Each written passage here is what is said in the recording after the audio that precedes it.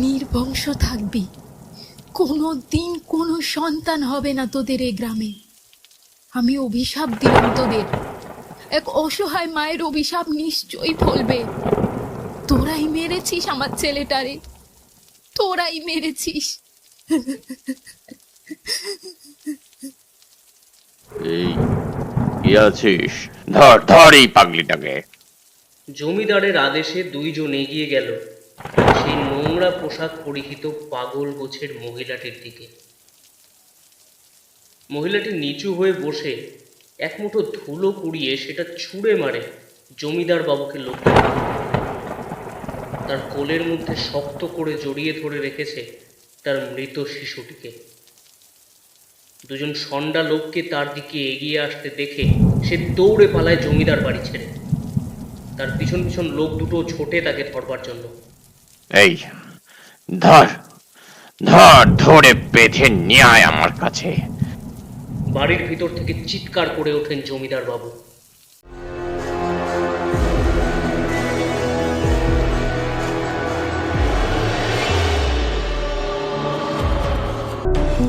আচ্ছা, আমরা যদি কখনোই মারা না যেতাম, মানে এই ধরুন আমরা যদি সারা জীবন অমর হয়ে থাকতাম, তাহলে কত ভালোই না হতো, তাই না ঠাকুরমশাই?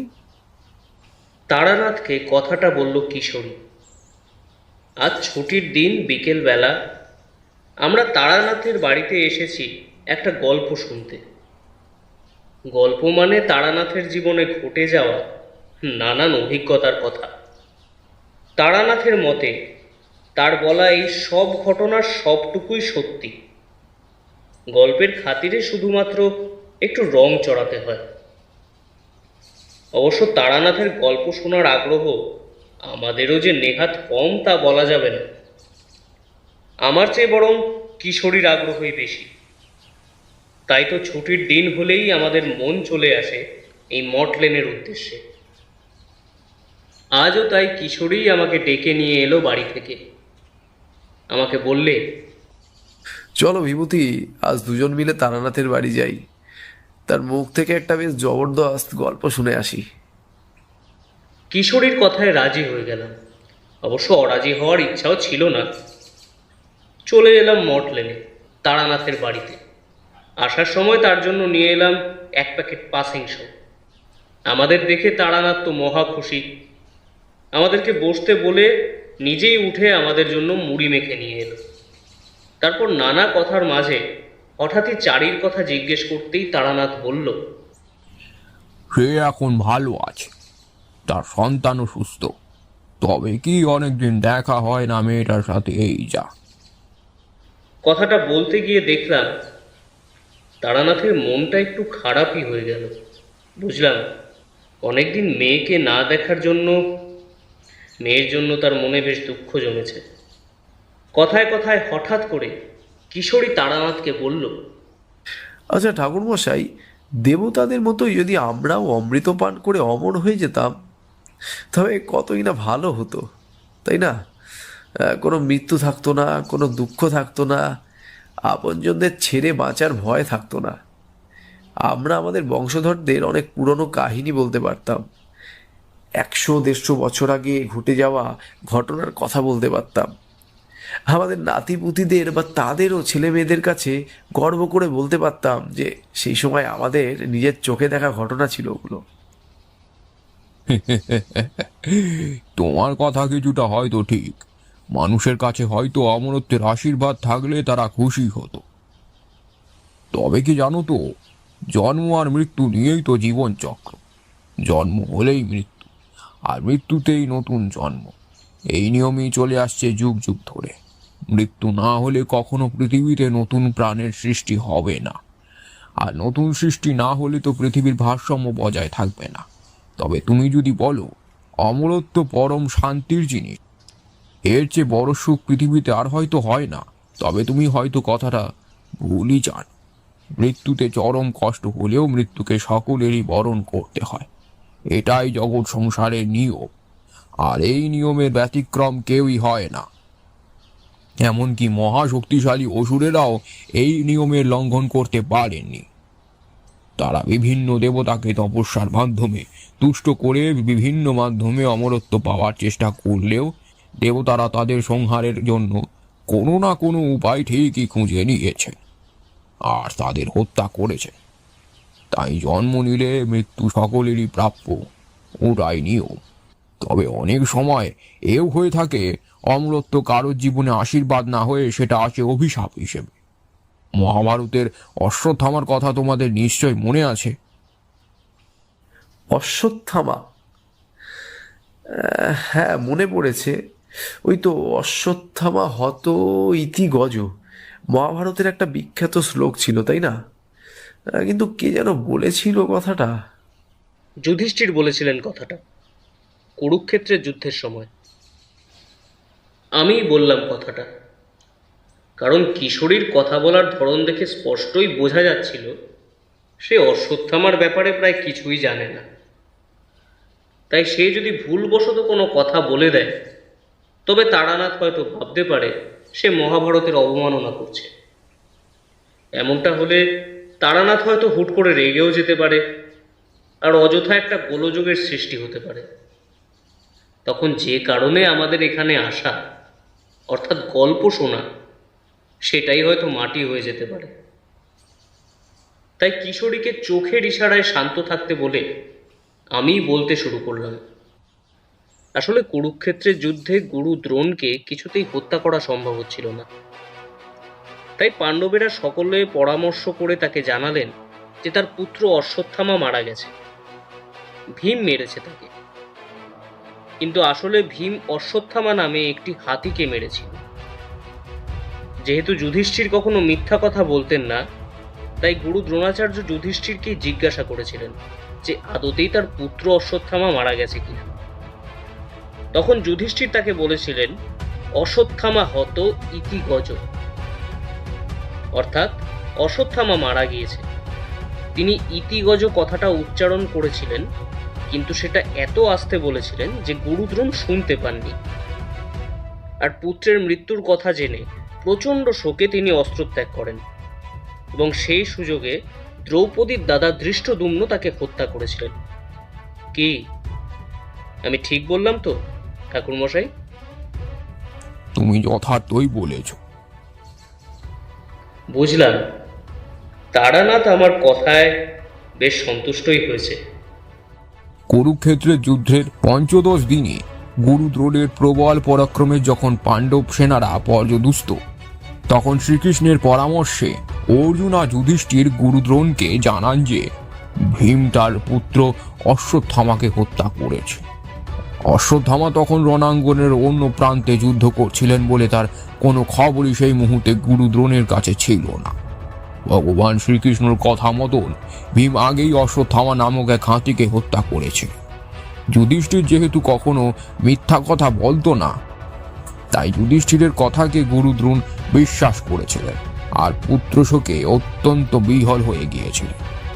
তিনি তখন সেই মুহূর্তে অস্ত্র ত্যাগ করেছিলেন আর তপস্যার বশে দিব্য দৃষ্টিতে তিনি দেখতে চেয়েছিলেন আসলেই তার পুত্র অশ্বত্থামা যুদ্ধে হত হয়েছিলেন কিনা। আর তখনই ভগবান শ্রীকৃষ্ণের নির্দেশে দুষ্টুদ্যন্য হত্যা করেছিলেন গুরু দ্রোণাচার্যকে। তবে তোমরা কিন্তু তা বলে এটা ভেবো না যে অশ্বত্থামার শক্তি নেহাতি কম ছিল। শুধু যে দ্রোণাচার্যের পুত্র হওয়ার কারণেই সে যুদ্ধে অংশগ্রহণ করেছিলেন তা কিন্তু নয়। ব্রহ্মাস্ত্রের বিদ্যা ছিল তার কাছে, যা শুধুমাত্র মহান যোদ্ধারাই প্রাপ্ত করতেন। ভগবান শিবের আশীর্বাদ ধন্য পুত্র ছিলেন অশ্বত্থামা। তার দেওয়া এক বিশেষ তরবারি ছিল তার কাছে, যা রাতের অন্ধকারেও সমানভাবে কার্যকর ছিল। কুরুক্ষেত্রের যুদ্ধের শেষে সে জীবিত ছিল, কোনো মহান যোদ্ধাই তাকে বধ করতে সক্ষম হয়নি। কিন্তু এত কিছুর পরও অশ্বত্থামা মহাভারতে শুধুমাত্র একজন খলনায়ক হিসেবেই থেকে যায়, তা শুধুমাত্র একটা মাত্র কারণের জন্য। সে কারণটাই এখন তোমাদেরকে বলি। জ্যেষ্ঠ কৌরব দুর্যোধন অশ্বত্থামার মিত্র ছিল, আর সেই কারণেই কুরুক্ষেত্রের যুদ্ধে অশ্বত্থামার কৌরবদের পক্ষ থেকে যুদ্ধে অংশগ্রহণ করেছিলেন। যুদ্ধক্ষেত্রে কৌরবদের সকলেরই যখন পাণ্ডব বাহিনীর কাছে পরাজিত ও নিহত হয়, তখন যুদ্ধের অন্তিম দিনে দুর্যোধনের সাথে ভীমের গদা যুদ্ধ হয়, আর তাতে ভীম দুর্যোধনকে পরাজিত করে। দুর্যোধনের মৃত্যুকালে অশ্বত্থামা তাকে কথা দিল যে সে তার বন্ধুর মৃত্যুর প্রতিশোধ নেবে। সে নিজে হাতে হত্যা করবে সমস্ত পাণ্ডবদের। আর সেই উদ্দেশ্যই সে রাতের অন্ধকারে সঙ্গোপনে পাণ্ডবদের শিবিরে গিয়ে হাজির হয়। কিন্তু সেই শিবিরে তখন পাণ্ডবরা ছিলেন না। তারা নিজেদের পিতৃপুরুষদের শ্রদ্ধা জ্ঞাপনের উদ্দেশ্যে গঙ্গা স্নান করতে গিয়েছিলেন। রাতের অন্ধকারে অশ্বত্থামা শিবিরে পাণ্ডবদের 5 পুত্রকে ঘুমন্ত অবস্থায় রেখে তাদেরকেই পাণ্ডব ভেবে বসে এবং তাদেরকে হত্যা করে। ধৃষ্টদ্যুম্ন এই দৃশ্য দেখে প্রচণ্ড ক্ষুব্ধ হয়ে অশ্বত্থামাকে আক্রমণ করতে উদ্যত হলে সে ধৃষ্টদ্যুম্নকেও ভয়ানকভাবে আহত করে এবং সেই স্থান থেকে প্রস্থান করে। পাণ্ডবেরা শিবিরে ফিরে তাদের সন্তানদের মৃতদেহ সেখানে দেখে হতভম্ব হয়ে যায়। তাদের সঙ্গে থাকা দ্রৌপদী শোকে সেইখানে জ্ঞান হারায়। তখন ধৃষ্টদ্যুম্ন তাদের আহত অবস্থাতেই সব কথা খুলে বলে এবং পরিশেষে তিনিও প্রাণ হারান। পুত্র শোকে বিহ্বল অর্জুন রাগে দুঃখে তখন সেখানে প্রতিজ্ঞা করেন যে তিনি এর প্রতিশোধ নেবেন আর হত্যা করবেন অশ্বত্থামাকে। অন্যদিকে পাণ্ডবদের বদলে তাদের 5 ছেলেকে হত্যা করা হয়েছে এ কথা বুঝতে পেরে অশ্বত্থামা গভীরভাবে অনুতপ্ত হয়েছিল এবং বেদব্যাসের আশ্রমে গিয়ে বাকি জীবনটা তপস্যা করে কাটিয়ে দেওয়ার সিদ্ধান্ত নিয়েছিল। ক্ষুব্ধ অর্জুন সেখানে পৌঁছে যায় আর অশ্বত্থামাকে তিরস্কার করতে থাকে এবং তাকে বলেন যে তিনি তাকে হত্যা করবেন। অর্জুনের তিরস্কারে অশ্বত্থামা রাগান্বিত হয়ে পড়ে এবং ব্রহ্মাস্ত্রের প্রয়োগে সকল পাণ্ডবদের হত্যা করার জন্য প্রচেষ্ট হয়। অর্জুনও ব্রহ্মাস্ত্র প্রয়োগ করে অশ্বত্থামার ব্রহ্মাস্ত্রকে প্রতিরোধ করার সিদ্ধান্ত নেন, কিন্তু ভগবান শ্রীকৃষ্ণের অনুরোধে তিনি সেই ব্রহ্মাস্ত্র প্রয়োগ থেকে নিজেকে বিরত রাখেন, কারণ ভগবান শ্রীকৃষ্ণ জানতেন যে নিক্ষিপ্ত হওয়া দুটো ব্রহ্মাস্ত্র পরস্পর সংঘাতে অবতীর্ণ হলে বিশ্ব সংসারে নেমে আসবে চরম বিপর্যয়, আর জগতের সমস্ত সৃষ্টি এই প্রলয়ঙ্কার সংঘাতে বিনষ্ট হয়ে যাবে। সে কথা তিনি অর্জুনকে বললেন আর অর্জুন শুনলেন তার কথা, কিন্তু অশ্বত্থামাকে ব্রহ্মাস্ত্র ত্যাগ করতে বললে সে শুনল না শ্রীকৃষ্ণের কথা, কারণ তখন তার ধনুকে গুণ পড়িয়ে ব্রহ্মাস্ত্রকে আহ্বান করা হয়ে গেছে। আর একবার ব্রহ্মাস্ত্রকে আহ্বান করা হলে তাকে ফিরিয়ে দেওয়ার মন্ত্র অশ্বত্থামার জানা ছিল না। সে শুধু ব্রহ্মাস্ত্রের অভিমুখ ঘুরিয়ে দিতে পারত, তাই সে ইচ্ছাকৃতভাবে ব্রহ্মাস্ত্রের অভিমুখ ঘুরিয়ে তা নির্ধারণ করল অর্জুনের বিধবা পুত্রবধূ উত্তরার গর্ভস্থ সন্তানের দিকে। সে আসলে চেয়েছিল পাণ্ডবদের বংশ নির্বংশ করে দিতে। ব্রহ্মাস্ত্রের আঘাতে উত্তরার গর্ভের মধ্যেই তার সন্তান মারা যায়। অশ্বত্থামার এই আচরণে তার প্রতি অত্যন্ত ক্ষুব্ধ হয়ে গেলেন ভগবান শ্রীকৃষ্ণ। তোমাদের বলতে ভুলে গিয়েছিলাম যে অশ্বত্থামার কপালে ভগবান মহাদেবের প্রদত্ত এক মহাশক্তিশালী মণি ছিল, যার কারণে অশ্বত্থামার সমস্ত রকম রোগ ব্যাধি অস্ত্র এবং যে কোনো রকম বাহ্যিক আক্রমণ থেকে মুক্ত থাকত। আর তাই অশ্বত্থামা প্রায় একরকম অজেয় বা অমর ছিল। ক্ষুব্ধ শ্রীকৃষ্ণ ভীমকে নির্দেশ দিলেন তার কপাল থেকে সেই মণিটা খুলে নিতে, আর তিনি অশ্বত্থামাকে অভিশাপ দিলেন যে অমরত্বের কারণে তার এত অহংকার, সেই অমরত্ব সে পাবে। সারা জীবন রোগ শোক জরা দুঃখ নিয়ে বেঁচে থাকবে সে। তার কোনো আপনজন থাকবে না, কোনো শুভাকাঙ্ক্ষী থাকবে না, কেউ তাকে দয়া করবে না, করুণা করবে না, সকলেই তাকে ঘৃণা করবে। তার ছায়াকেও এড়িয়ে চলার চেষ্টা করবে সে। সারা জীবন মৃত্যুর জন্য ছটপট করবে সে। অসহায়ের মতন মৃত্যুকে আহ্বান করবে, কিন্তু মৃত্যু তাকে স্পর্শ করবে না। শ্রীকৃষ্ণের সেই কথা সত্যি হয়েছিল। সেই মুহূর্তেই কুষ্ঠরোগে আক্রান্ত হয় অশ্বত্থামা। শোনা যায় অশ্বত্থামা এখনো বেঁচে আছে এই পৃথিবীতে। শ্রীকৃষ্ণের অভিশাপ মাথায় নিয়ে অসহায় কাতর রোগগ্রস্ত হয়ে দিন কাটাচ্ছে নিঃসঙ্গভাবে।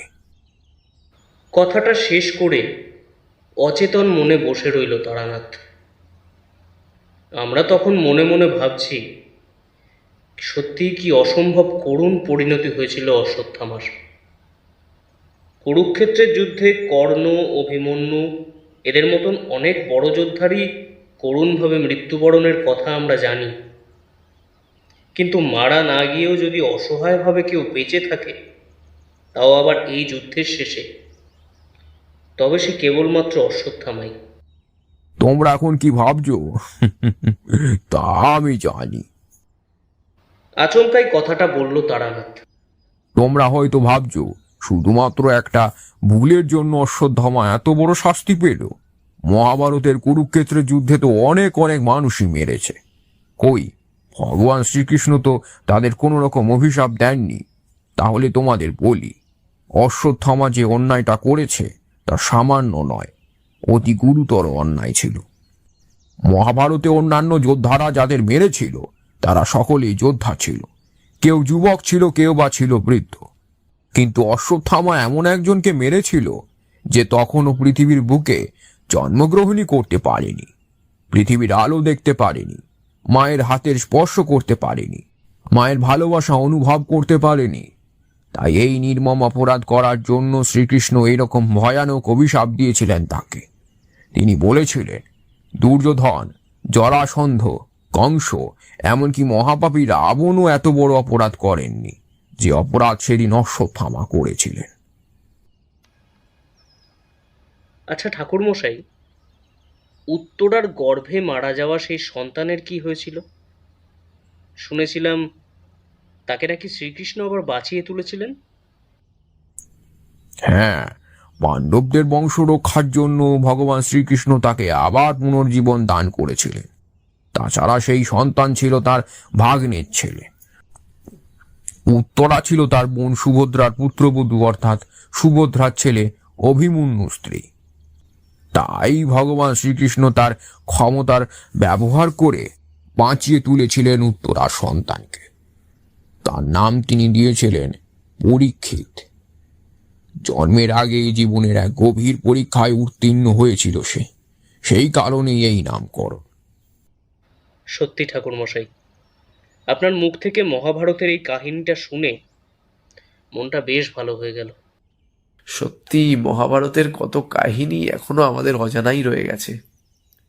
রামায়ণ মহাভারতের এইসব কাহিনী যত শোনা যায় ততই যেন মনটা অজান্তেই ভালো হয়ে যায়। তোমাদের যে আমার কাছে এরকম গল্প শুনতে ভালো লাগে, সেটা আমার কাছে অনেক বড় প্রাপ্তি। তবে গল্পই শুনতে যখন তোমরা এসেছো, তখন তোমাদের নিরাশ করব না। একটু সামান্য মুচকি হেসে কথাটা বলল তারানাথ। মনে হলো আমাদের মনের কথা যেন বুঝে ফেলেই কথাটা বলল সে। নবজাতক শিশুর কথাই যখন উঠেছে, তখন এইরকম একটা অভিজ্ঞতার কথা আমি তোমাদের বলি, শোনো। যদিও এটা আমার সচক্ষে দেখা একটি ঘটনা, তবুও গল্পের মতন করেই বলছি তোমাদেরকে। না হয় শুনেই দেখো তোমরা, আশা করছি তোমাদের ভালোই লাগবে। তারানাথ বলতে শুরু করলো। তোমাদের তো আগেই বলেছি, আমার ছেলেবেলার বেশিরভাগ সময়টাই আমি সংসার ছেড়ে দেশে বিদেশে ঘুরে বেড়াতাম। একজন সদ্গুরুর সন্ধানে আমি ঘুরে বেড়াতাম এ প্রান্ত থেকে ও প্রান্তে। খাওয়া দাওয়ার চিন্তা ছিল না, কারণ পথে চলতে চলতে যখন ক্লান্ত হয়ে পড়তাম, তখন আশ্রয় গ্রহণ করতাম কোনো গৃহস্থের বাড়িতে। তখনকার মানুষের মনে আতিথ্য পরায়ণতা ছিল, তারা অতিথিকে নারায়ণ জ্ঞানে সেবা করত। তার উপর আমি ছিলাম ব্রাহ্মণ বংশের সন্তান, তাই আমার সেবা যত্নের কোনো ত্রুটি তারা করত না। তো হলো কি, এরকমই একদিন ঘুরতে ঘুরতে উপস্থিত হয়েছিলাম বর্ধমান জেলার এক প্রত্যন্ত গ্রামে। সেখানে পরিশ্রান্ত হয়ে আমি আশ্রয় নিয়েছিলাম গ্রামেরই এক গৃহস্থের বাড়িতে। গৃহস্বামীর অবস্থা খুব বেশি স্বাচ্ছন্দ্য না হলেও আমার বেশ খাতির যত্নই করলেন তারা। সেই বাড়ির একজন গৃহবধূ অন্তঃসত্ত্বা ছিলেন। জানতে পারলাম তিনি গৃহস্বামীর পুত্রবধূ। গৃহস্বামী আমাকে বললেন তার পুত্রবধূকে আশীর্বাদ করতে, যেন খুব তাড়াতাড়ি তিনি নাতি বা নাতনির মুখ দেখতে পান। কিন্তু কথাটা বলেই হঠাৎ করেই দেখলাম গৃহস্বামীর মুখটা কেমন যেন একটু ফ্যাকাশে হয়ে গেল। আমাকে তিনি বিষণ্ণভাবে বললেন, কিন্তু আশীর্বাদে কি আদৌ কোনো ফল দেবে? যা চলছে কয়েক বছর ধরে আমাদের গ্রামে, অমনভাবে বলো না বাবা। দেখবে দেখবে খুব তাড়াতাড়ি তোমার তোমার বৌমার কোল আলো করে আমাদের একটা ফুটফুটে ছেলে হবে। কথাটা বলে উঠল এই গৃহস্বামীর ছেলে। তাহলেই ভালো, কিন্তু মন যে কিছুতেই মানতে চায় না বাবা। বিষণ্ণভাবেই কথাটা বললেন গৃহস্বামী। তার ছেলে আর ছেলের বউয়ের মুখটাও কেমন যেন ভার হয়ে গেল। তাদের এই কথাবার্তার প্রসঙ্গ আমি কিছুতেই বুঝতে পারলাম না, তবু অনুমান করলাম হয়তো তারা কোনো বিপদের আশঙ্কায় এমন কথা বলছেন। যদি সত্যিই তাদের কোনো বিপদের আভাস থেকে থাকে, তবে আমি একবার চেষ্টা করে তো দেখতেই পারি সেই বিপদ থেকে তাদের উদ্ধার করা যায় কি না। তন্ত্রের কিছু ক্ষমতা তখন পেয়েছি, তাই বেশ উৎসুক হয়ে গৃহস্বামীকে জিজ্ঞাসা করলাম, আচ্ছা, আপনারা যদি কিছু না মনে করেন তবে আপনাদের একটা কথা জিজ্ঞেস করতে পারি? কি কথা বলুন না। বেশ স্বাভাবিকভাবেই কথাটা বললেন গৃহস্বামী। আপনারা কি প্রসঙ্গে আলোচনা করছিলেন যদি আমাকে বলেন? অবশ্যই আপনাদের কোনো অসুবিধা না থাকলে, আপনাদের যদি কোনো সমস্যা এসে থাকে এই মুহূর্তে, তবে আমি হয়তো আপনাদের সেই সমস্যার সমাধান করার চেষ্টা করতে পারি। আসলে তন্ত্র সাধনার কিছু বিদ্যা আমার জানা আছে, তার সাহায্যেই আমি চেষ্টা করে দেখতে পারি। অবশ্য আপনাদের যদি তাতে কোনো আপত্তি না থাকে।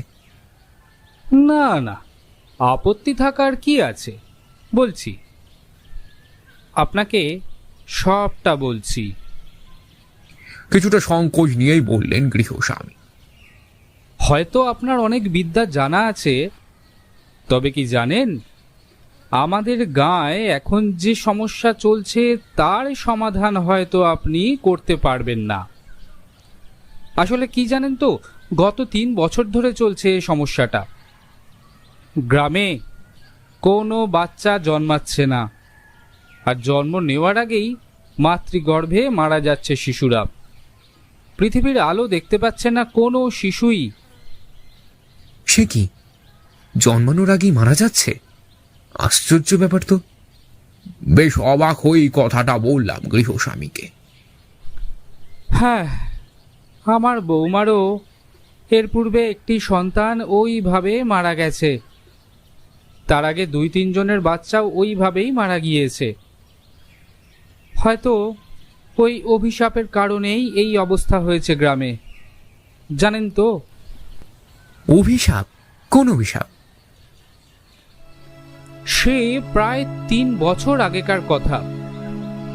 এই গ্রামে একজন পাগল মহিলা হঠাৎ করেই তার সদ্যজাত সন্তানকে নিয়ে এসে জোটে। গ্রামের বটতলাতে থাকতে শুরু করে তারা। গ্রামের লোকেরা ভিখারি মনে করে 2-1 পয়সা দিত তাকে, কেউ কেউ কিছু শুকনো খাবারও দিত। এইভাবে খাবার খেয়ে, কখনো ভিক্ষা করে পাওয়া পয়সা দিয়ে মুদির দোকান থেকে খাবার কিনে দিন চলতো ওই মহিলা। এরপর একদিন সেই ভিখারিনীর সেই শিশুটি হঠাৎ করে অসুস্থ হয়ে পড়ে। প্রচণ্ড জ্বরে সেই বাচ্চাটি একেবারে বেহুশ হয়ে গিয়েছিল। সেই ভিখারিনী তখন গ্রামের জমিদার বাবুর কাছে গিয়েছিল। তাকে বারবার অনুরোধ করেছিল তার ছেলেকে যাতে ভালো চিকিৎসা করাতে পারে তার ব্যবস্থা করতে, কিছু অর্থ সাহায্য দিতে, তার ছেলেকে সুস্থ করতে। কিন্তু জমিদার বাবু তার কোনো কথায় কান দিলেন না। তার নোংরা বেশভূষা আর অপরিচ্ছন্ন চেহারা দেখে জমিদার বাবু তার প্রতি ঘৃণা পোষণ করলেন আর তাকে দূর দূর করে তাড়িয়ে দিলেন তার বাড়ি থেকে। দুঃখিত আর অবসন্ন সেই ভিখারিনী আবার গাছতলাতে গিয়ে বসল। এর কিছুক্ষণ পরেই তার বাচ্চাটা মারা যায়। মাতৃশোকে কাতর সেই ভিখারিনীর সমস্ত রাগ গিয়ে পড়ল জমিদার বাবুর ওপর। সে সেই মৃত বাচ্চাকেই কোলে নিয়ে গেল জমিদার বাড়িতে। সেখানে জমিদার বাবুর ভিটেতে দাঁড়িয়ে তাকে অভিশাপ দিল তাদের বাড়িতে, এমনকি এই গ্রামে আর কোনো দিন কোনো বাচ্চা জন্মগ্রহণ করবে না। এই গায়ে জন্ম নেওয়ার আগেই মাতৃগর্ভেই মারা যাবে শিশুরা। সেদিন জমিদার বাবুর জন্যই তার বাচ্চা মারা গিয়েছে। সেদিন পাগলির এই কথাতে জমিদার বাবু প্রচন্ড পরিমাণে রেগে যান। তার লেঠেলদের বলেন পাগলিকে ধরে বেঁধে ফেলতে, শাস্তি হিসাবে কয়েক ঘাত চাবুকের আঘাত করলেই তার সব পাগলামো দূর হয়ে যাবে। এই কথা শুনে সেই ভিখারিনী দৌড়ে চলে যায় সেই বাড়ি থেকে। তার পিছন পিছন জমিদারের নিযুক্ত করা লাঠিয়ালও দৌড়লো তাকে ধরার জন্য। কিছুক্ষণ দৌড়ানোর পরেই জমিদারের এক লাঠিয়াল সেই ভিখিরিনীকে থামানোর উদ্দেশ্যে তার হাতের লাঠিটা ছুঁড়ে মারল তাকে লক্ষ্য করে। সেই লাঠির আঘাত দিয়ে লাগলো তার মাথায়, আর তার মাথা ফেটে রক্ত বেরোতে লাগলো। সেই ভিখারিনী পড়ে গেল পথে, আর তার হাত থেকে ছিটকে কিছুটা দূরে পড়ল তার মৃত বাচ্চা। দুর্বল শরীর হওয়ার কারণে সেখানেই মারা গেল সেই ভিখারিনী। সেদিনের পর থেকে আজ পর্যন্ত গ্রামের আর কোনো ঘরেই কোনো বাচ্চা হয় না। যে বাড়িতেই যার গর্ভেই সন্তান আসে, জন্মানোর পূর্বেই সেই শিশু গর্ভাবস্থাতেই মারা যায়। আগে থেকে কেউ কিছু বুঝতে পারে না। বাচ্চা জন্মানোর পর সকলে দেখে সে মৃত বাচ্চা প্রসব করেছে। এভাবেই চলে আসছে গত 3 বছর ধরে। হয়তো সেই ভিখারিনীর অভিশাপেই আজ গ্রামের এই করুণ অবস্থা। হয়তো অজ্ঞাত কোনো কারণেই গ্রামের কারো বাচ্চা হচ্ছে না। তবুও কখন কার অভিশাপ যে কিভাবে লেগে যায় সে কথা কেই বা বলতে পারে। এই তো জমিদার বাবুর পুত্রবধূও তো বর্তমানে অন্তঃসত্ত্বা। হয়তো আজকালের মধ্যেই তিনি জননী হবেন। তিনি যদি জীবিত সন্তানের জন্ম দেন তবে ভাবব হয়তো। মাধব, মাধব! গৃহস্বামীর কথা শেষ হওয়ার আগেই হঠাৎ করেই একজন যুবক দৌড়াতে দৌড়াতে এসে ঢুকলো বাড়িতে। সে গৃহস্বামীর ছেলের নাম ধরে ডাকলে। তার কথা বলার ভঙ্গিমা দেখে মনে হলো সে বেশ ক্লান্ত আছে বর্তমানে, আর সে কোনো একটা সংবাদ জানানোর জন্য উদ্গ্রীব হয়ে আছে। অবশ্য সে সুসংবাদ না দুঃসংবাদ দিতে চলেছে সেটা ঠিক মতন বোঝা গেল না। কি হয়েছে পাঁচু? সেই যুবককে উদ্দেশ্য করে কথাটা বলে উঠলেন মাধব বাবু। জমিদার বাবুর মেজ বউয়ের কথাটা শুনেছিস? জমিদার বাবুর মেজ বউ? কি হয়েছে তার? সেই যুবকের কথা শুনে প্রশ্ন করলেন মাধব বাবু। তিনি কি সন্তানের জন্ম দিয়েছেন নাকি? প্রশ্নটা করলেন গৃহস্বামী। তাকে বেশ উদ্গ্রীবী মনে হলো। কাকা বাবু, তিনিও মৃত সন্তানের জন্ম দিয়েছেন। আজ দাইমা এসেছিলেন তার বাড়িতে, তিনিই খবরটা দিলেন সবাইকে। হ্যাঁ, তিনিও? গৃহস্বামীর পুত্রবধূ দেখলাম এই খবরটা শুনে মনমরা হয়ে গেলেন। আবারও একজন এ গায়ে মৃত সন্তানের জন্ম দিল। কি যে কালযোগ লেগেছে এই গ্রামে। হ্যাঁ, মেজ বউ তো খুব কান্নাকাটি আর চেঁচামেচি করছে শুনলাম। আর জমিদার বাবুকেও নাকি সাপ সাপান্ত করেছে। বলেছে তার জন্যই এত সব হয়েছে, তার পাপের কারণেই ঘটেছে এই অঘটন। আমাদের সন্তানের যে কি হবে? হতাশ হয়ে কথাটা বললেন মাধব বাবু। যা শুরু হয়েছে এই গ্রামে, এর যে শেষ কোথায় কে জানে। আচ্ছা, আপনাদের যদি অনুমতি থাকে তবে আপনাদের একটা কথা বলতে পারি কি? মানে আপনাদের হিতের জন্যই বলতাম। কি কথা বলুন না। দেখুন, আপনারা যদি বাবা পঞ্চাননের পূজা করেন তবে হয়তো আপনারা এই বিপত্তি থেকে মুক্তি পেতে পারেন। শুনেছি বাবা পঞ্চানন অশেষ ক্ষমতা রাখেন, গর্ভস্থ শিশুকে তিনি রক্ষা করেন। বাবা পঞ্চানন? অপরাধ ক্ষমা করবেন, কিন্তু বাবা পঞ্চাননের ব্যাপারে তো আমরা কিছুই জানি না। ইনি কোন দেবতা এনার ব্যাপারে তো আগে শুনেছি বলে মনে পড়ে না। বাবা পঞ্চানন আমাদের বাংলার লৌকিক দেবদেবীদের মধ্যে একজন। যেমন আমাদের লৌকিক দেবী মা মনসার নাম তো তোমরা শুনেই থাকবে। এখনো অনেক গ্রামে মা মনসার পূজা মহা আড়ম্বরের সাথে করা হয়ে থাকে। ঠিক তেমনি রাঢ়বঙ্গে মানে হাওড়া, হুগলি এবং নদিয়া জেলার বিভিন্ন জায়গায় বাবা পঞ্চাননের পূজা হয়ে থাকে। বাবা পঞ্চানন বা বাবা পঞ্চানন্দ ঠাকুর বা পাঁচু ঠাকুরের নাম সেই সব অঞ্চলের জনসাধারণের মধ্যে বিশেষভাবে প্রচলিত। বাবার নানা গল্পকথা এবং লৌকিক কাহিনী সেখানকার মানুষদের মুখে মুখে প্রচলিত ছিল। বাবা সম্পর্কে নানা রকম বৃত্তান্ত রয়েছে। কোথাও বলা হয়েছে তিনি ভগবান শিবের পুত্র, আবার কারো কাছে তিনি স্বয়ং ভগবান শিব। তবে ভগবান শিবের চেহারা বা স্বভাবের সাথে বাবার সাদৃশ্য এবং বৈসাদৃশ্য উভয়ই রয়েছে।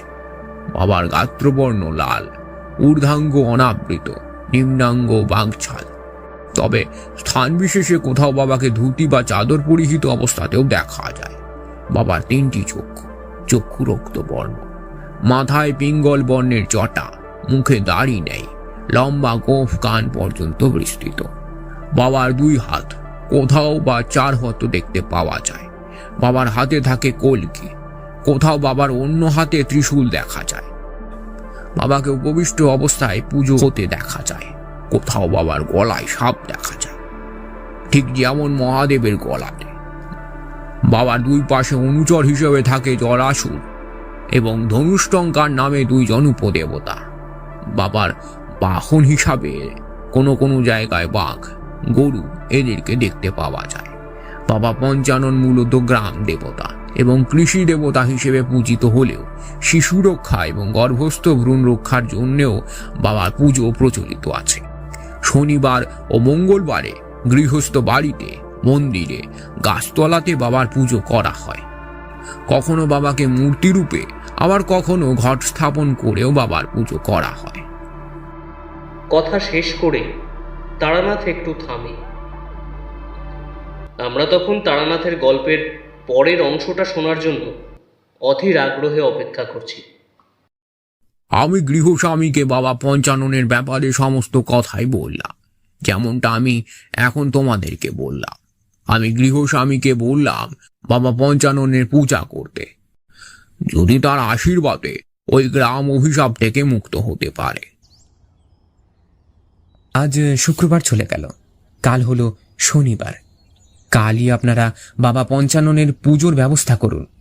এখন মূর্তি তৈরি করে পুজো হয়তো সম্ভব হবে না, তাই ঘট স্থাপন করেই পূজা আচার সম্পন্ন করতে হবে। পূজার নিয়মকানুন সব আমি বলে দেব। ভালো হয় যদি বাড়িতে বা গ্রামের কোনো মন্দিরে বাবার পূজা করা হয়। তবে গ্রামের মধ্যে যে অশ্বত্থ গাছটা আছে তার নিচে যদি পূজা করা হয় তবে সবচেয়ে ভালো হয়। কারণ গ্রামের সীমানায় বাবার পুজো করলে বাবার আশীর্বাদে হয়তো গ্রামের মানুষদের মনস্কামনা পূর্ণ হবে আর গ্রাম থেকে অভিশাপ দূর হবে। আমার কথাতে গৃহস্বামী রাজি হলেন। মাধববাবু, তাদের বাড়ির লোক এবং সেখানে থাকা পাঁচু বাবুও রাজি হলেন আমার কথায়। তাদের সকলে যৌথ সহযোগিতায় পরের দিন পূজার আয়োজন করা হলো। সেই অশ্বত্থ গাছতলাতেই আড়ম্বরের সাথে গ্রামের প্রায় সকলেই উপস্থিতিতেই পূজা বিধি সম্পন্ন হলো। জমিদার বাবু সেখানে উপস্থিত ছিলেন। নিজের কৃতকর্মের জন্য তিনি যথেষ্ট অনুতপ্তই বলে মনে হলো। পূজার যাবতীয় সামগ্রী এবং আনুষঙ্গিক খরচের সিংহভাগই জমিদার মশাইয়ের বাড়ির থেকেই আয়োজন করা হয়েছিল। সেই পূজা শেষ হলে সকলকে প্রসাদ বিতরণের কার্য সম্পন্ন হওয়ার পরই হঠাৎ করেই সেই গৃহস্বামীর পুত্রবধূ গুরুতর রকমের অসুস্থ হয়ে পড়লেন। তাকে বাড়িতে নিয়ে যাওয়া হলো। কিছুক্ষণ পরের কথা, নিজের বাড়িতে দাইমার উপস্থিতিতে তখন প্রসব যন্ত্রণায় ছটপট করছেন সেই গৃহস্বামীর পুত্রবধূ। সকলের মুখেই তখন উদ্বেগের ছাপ। সকলেই গভীরভাবে চিন্তিত হয়ে আছে কি ঘটবে সেটা জানার জন্য। হঠাৎ করেই একসময় অপেক্ষার অবসান ঘটিয়ে ঘরের ভেতর থেকে কান্নার আওয়াজ শুনতে গেল। দাইমা এসে খবর দিলে যে পুত্র সন্তান হয়েছে। মা ছেলে দুজনেই এখন ভালো আছে। অনেক বছর পরে আবার কোনো নবজাতকের কান্নার আওয়াজ শোনা গেল এই গ্রামে। পুত্র সন্তান হওয়ার খবর শুনে সেই বাড়ির লোকেরা যে যথেষ্ট পরিমাণে আনন্দিত হলো সেটা আর বলে বোঝাতে হবে না। গ্রামের লোকেরাও যারা সেই সময় সেই বাড়িতে উপস্থিত ছিল তারাও যথেষ্ট আনন্দিত হলো। অবশ্য আনন্দিত হওয়ারই কথা, এত বছর পরে তাদের গ্রামের এক ভয়ানক অভিশাপ মোচন হলো, যার শুভ সূত্রপাত হলো সেই বাড়ির গৃহস্বামীর পুত্রবধূর হাত ধরে। সেই গৃহস্বামী আমার কাছে এলেন, আনন্দে তার চোখে জল চলে এসেছে। আমার হাত দুটো ধরে বললেন, আপনাকে যে কি বলে ধন্যবাদ দেব। আপনার জন্য আজ আবার আমাদের বংশবৃদ্ধি হলো, বংশের উত্তরাধিকারীর মুখ দেখতে পেলাম। আপনি হয়তো স্বয়ং ভগবানের দূত হয়ে এসেছিলেন, তাই তো আপনার কথাতেই বাবা পঞ্চাননের পুজো করে আমার বৌমা সন্তানের জননী হতে পারল। এমনভাবে বলবেন না, এ তো সবই ভগবানের ইচ্ছা। আমরা তো শুধুই নিমিত্ত মাত্র। ভগবানের ইচ্ছাতেই তো জগতের সমস্ত কিছু ঘটে থাকে। তাঁর ইচ্ছা ছাড়া তো গাছের একটা পাতাও নড়ে না। আর মনুষ্য, সে তো ভগবানেরই দান। সমস্ত শিশু তো ভগবানের ইচ্ছাতেই জন্মগ্রহণ করে এই পৃথিবীর বুকে। ভগবান যে নিজেই বিরাজ করেন শিশুর অন্তরে। আপনি খুব সুন্দর কথা বলেন, আপনার কথাগুলো শুনলে মন ভরে যায়। আচ্ছা, আপনাকে একটা অনুরোধ করব। কি অনুরোধ, বলুন না। গৃহস্বামীকে বললাম কথাটা, যদিও তিনি আমাকে কি অনুরোধ করতে চাইছেন তা হয়তো আমি কিছুটা আন্দাজ করতে পেরেছিলাম। বলছিলাম, আর কয়েকটা দিন আমাদের বাড়িতে থেকে গেলে হতো না? মানে যতদিন আমার বৌমার আঁতুড় না শেষ হচ্ছে। আপনাকে কথা দিচ্ছি, আমাদের তরফ থেকে আপনার যত্ন আত্মীর কোনো ত্রুটি হবে না। না, তা হয় না। এ ব্যাপারে আমাকে কিন্তু একটু মাফি করে দিতে হবে। অনুরোধের সুরে গৃহস্বামীকে বললাম কথাটা। আসলে সেই বাড়ির লোকেদের আমি বলে রেখেছিলাম, ওই দিনের পূজা অর্চনা এবং সেই জাতীয় যাবতীয় ক্রিয়াবিধি সম্পন্ন হলে আমি পরদিন সকাল বেলায় বেরিয়ে পড়ব সেই বাড়ি ছেড়ে, রওনা দেব অন্য কোথাও। তাই আমাকে থাকার অনুরোধ করার জন্যই গৃহস্বামী বললেন কথাটা। তা কেন বামুন ঠাকুর, আমাদের তরফ থেকে আপনার আপ্যায়নের কি কোনো ত্রুটি হয়েছে? না, বিষয়টা তেমন না। অনুগ্রহ করে আমাকে ভুল বুঝবেন না। আপনাদের আপ্যায়নে আমি যথেষ্ট প্রসন্ন হয়েছে। আসলে কি জানেন তো, আমি কোনো বাড়িতেই বেশি দিন স্থায়ী থাকি না। কারো বাড়িতেই যদি স্থায়ীভাবে থেকে যাব, তবে সংসারের মায়া ত্যাগ করে পথে পথে ঘুরে বেড়াচ্ছি কেন? সংসার ধর্ম ত্যাগ করে সাধনায় মনোনিবেশ করলেই তবেই তো সিদ্ধি লাভের পথ সহজ হয়। আর আমি সেই কাজ করার জন্যই বাইরে বের হয়েছি। অনুগ্রহ করে আর আমাকে বাধা প্রদান করবেন না। 2 হাত জোর করে গৃহস্বামীর কাছে মিনতি জানালাম আমি। তিনি দেখলাম আর কোনো রকম আপত্তি জানালেন না। পরদিন সকালবেলাতেই আমি রওনা দিলাম। যাওয়ার সময় গৃহস্বামীর কথা মতন তার পুত্রবধূ আর তার সন্তানকে আশীর্বাদ করলাম, যেন তারা ভালো থাকে, সুস্থ থাকে। আমাকে দেওয়ার জন্য গৃহস্বামী আগের দিন হাট থেকে একটা নতুন ধুতি আনিয়ে রেখেছিলেন, সেটা দিলেন আমাকে। এছাড়াও আমাকে কিছু চাল এবং ফলমূল দিলেন। আমি তাদের দেওয়া সামগ্রী নিয়ে বিদায় নিলাম তাদের বাড়ি থেকে। গল্প শেষে তারানাথ থামল। তারানাথের মুখে এই ঘটনাটা শুনে আমাদের মনটা ভালো হয়ে গেল। এমন সুন্দর একটি গল্প, যে গল্পের শেষে মানবতার জয় হয়, সে গল্প শুনে না মন ভালো না হয়ে থাকে। কিশোরী বলল, আচ্ছা ঠাকুরমশাই, বাবা পঞ্চাননের কৃপায় সেই গ্রামের অভিশাপ দূর হলো, তাই না? তার দয়াতেই তো সেই মহিলা পুত্র সন্তানের জন্ম দিলেন। হতেও পারে হয়তো ভগবানের অপার মহিমা। তার মহিমার কথা কে কবেই বা বুঝতে পেরেছে। তার কৃপাদৃষ্টিতেই তো সংসারে সুখ শান্তি আসে, সন্তান লাভ হয়, অর্থ সমৃদ্ধি হয়। তাই আমাদের সকলেরই উচিত প্রতিদিন একটু হলেও সময় বার করে ভগবানের সেবা করা, একনিষ্ঠভাবে ভগবানের আরাধনা করা। তারানাথের এই কথার মাধ্যমে ভগবানের প্রতি তার অশেষ ভক্তি আর বিশ্বাসেরই প্রকাশ পেল।